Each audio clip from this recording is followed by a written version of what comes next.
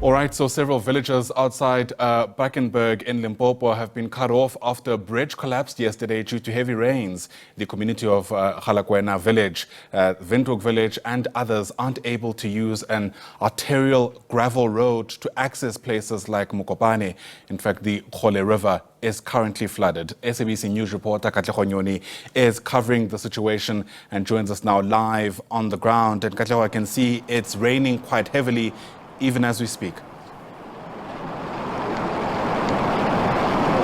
Certainly, Ayada, the heavy rainfalls have led to a collapse of the bridge that you see behind me, which occurred recently. And as we speak, we are reporting on the edge and the riverbanks of the Kgole River, which, as you can see, is quite flooded coming from the recent rainfalls. Now, it has led to the collapse of not only this bridge behind me, but there's another one ahead of us that also collapsed, which is on the main road linking these 28 villages to towns like Mokopane. Now, this is now going to leave villagers and community members essentially cut off.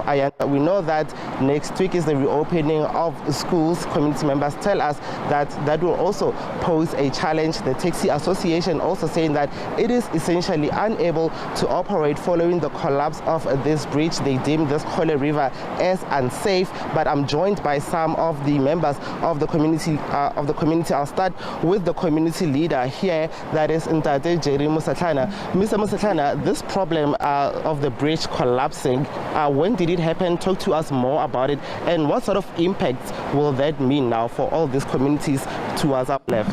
Okay, thank you, Katlego. This thing happened by 2013. Where we started to see the problem on it. So we managed to report it to the department, all stakeholders, Galakwena municipality, and all various stakeholders, including RAL, about the danger that is happening here. So now it's affecting the communities. Remember, we are having 28 villages whereby we are depending on the same road. Remember, it's affecting the bakery, mortuary. People who are going to court today, they are failing to go to court because of this route. People who are going to get the appointment in the hospital, the medicine, the clinics, even the school, that is affecting them very bad. As we are speaking right now, we're still having the family here in Galakwena, where tomorrow they are going to bury their families. And not only Galakwena, remember there's other villages where it's affecting them, especially in the funerals. So we managed also to notify the department about this incident. But remember, they've done the bypass road as a temporary road, but also it never done any impact to our lives since while it's broken also.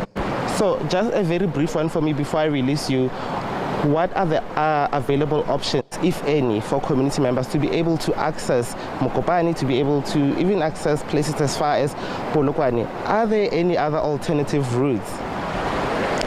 As I'm speaking to you now, there is no alternative route. The only alternative route is when we were using D1 and 2 heading to Lepalale road. Marking, we are taking marking is that we can be plus minus 200 km from here to Mokopane. So unfortunately, we don't have any alternative route. Thank you, Mr. Musatlana. Let me bring in another community member here whom we understand will be having a funeral at his family home over the weekend. Thank you, Ntate Lisiba. You are going to be conducting a funeral. How is this situation going to impact on your preparations? Okay, thanks very much. It's going to affect us seriously because in terms of the arrangement, we're supposed to bury the deceased tomorrow. And then in the absence of access road, we cut off from the, this afternoon. In terms of this person's remains must be the burial. in the absence of access, we are just worried that we may not even be able to bury our deceased beloved one because the mortuary, the undertaker won't be able to, come to give us the body of the remains of our beloved ones.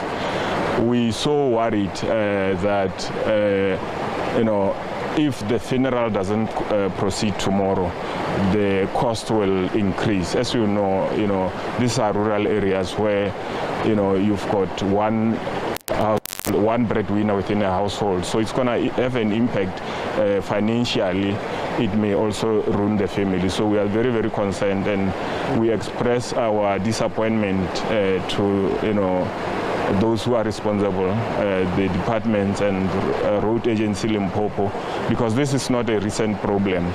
Like the previous speaker indicated, it has been so since at least 2-3 years ago. So they created a temporary solution. They never worked on the bridge, and now the temporary solution has been washed away because of recent rain. So it's really concerning. And then we request that the government of the day takes service delivery serious. Yesterday, one of the vehicles was passing by on the alternative bypass road, and then after just passing, the bridge collapsed. So we don't know whether the government will hear when somebody is deceased or passed away because of this, the failure from their side, because this is not something recent, like I'm saying. It was there almost 12 months ago, or over 2 years. Nothing was done. A temporary solution was created, but nothing was done. So we call upon the government to intervene and urgently assist us. We need to have this road open so that we can have access. It's not only about undertaker. Family members are all over the country. They have to come to bury the deceased one. They are cut off. They don't know what to do. The only alternative is also on the verge of collapse, and it can't be accessible. Thank you very much. And if you can hear, these are some of the concerns by the community members here at Galakwena, indicating that the collapse of the bridge not only will affect movement of vehicles, but it will also have financial implications to those like the men that we just spoke to that are going to be having burials at their homes. If you can see behind me, there is an equipment that has been brought by the Department of Public Works, a vehicle that is here to sort of try and assist, but it's been raining since we arrived here, so we'll still be monitoring the situation. But at this particular moment, Ayanda, the Kgole River is flooded. Community members have voiced concerns that they will not be able to essentially have movement now that they have been cut off. Ayanda? Sure, really concerning indeed. Katlego Nyoni, live to us there from Galakwena in Limpopo. Thanks very much indeed. It's a story we'll keep monitoring for you, especially because more heavy rains are predicted for that province into the weekend.